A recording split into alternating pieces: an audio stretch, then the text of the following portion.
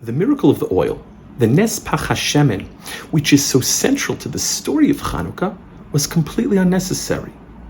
The Talmud relates that when the Greeks entered into the sanctuary, they defiled all of the oils of the sanctuary. And when the Chashmonaim overtook them and were victorious, they searched and found but one cruse, one flask of oil sealed with the seal of the Kohen Gadol. But why did they have to search for pure oil sealed with the seal of the Kohen Gadol?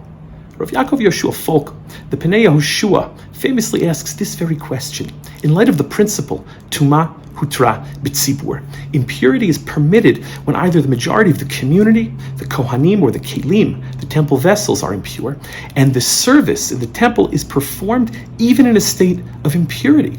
The Chashmonaim could have lit with impure oil. Any old oil would have sufficed.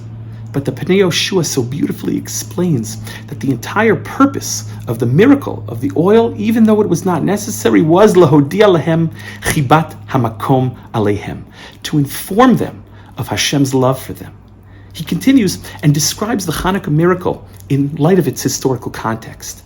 The second temple was but a mere shadow of the first, with many of the miracles that took place daily during the first temple period absent.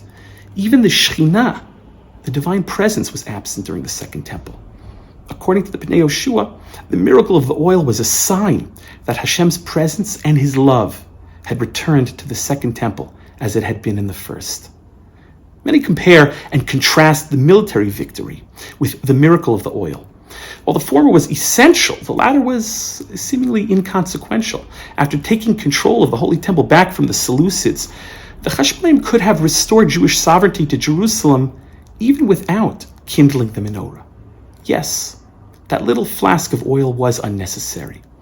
But as my Rebbe and mentor, Rav Moshe David Tendler Zatzal, explained, a gift of love should have no utility. Speaking to a room of newly married smicha students, Rav Tendler gave the following mashal. Imagine if you surprised your wife for her birthday or for your wedding anniversary with a brand new vacuum cleaner or dishwasher. But is that what she really wants? He asked. Instead, he continued, she wants a shiny piece of jewelry that has absolutely no utility, no function, no use, no real purpose. Its sole purpose is expressing love.